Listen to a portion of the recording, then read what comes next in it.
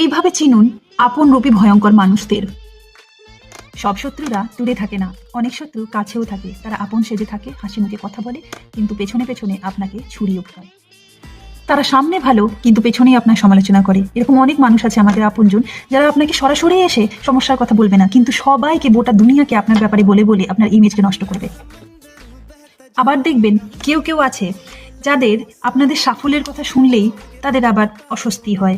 আপনার অর্জনের কথা শুনলে তাদের হাসি ম্লান হয়ে যায়। তখন বলবে ভাগ্যে ভালো ছিল তাই হলো, বা এতে এমন কি, এই ধরনের কমেন্ট করতে থাকে তারা। আবার দেখবেন তারা প্রয়োজনে কাছে, আবার অপ্রয়োজনে দূরে। তাদের প্রয়োজন হলেই দেখবে তারা সবসময় হাজির, কিন্তু তাদের প্রয়োজন ফুরিয়ে গেলেই যদি আপনার কোনো প্রয়োজনের কথা বলেন তাহলেই তারা অনুপস্থিত।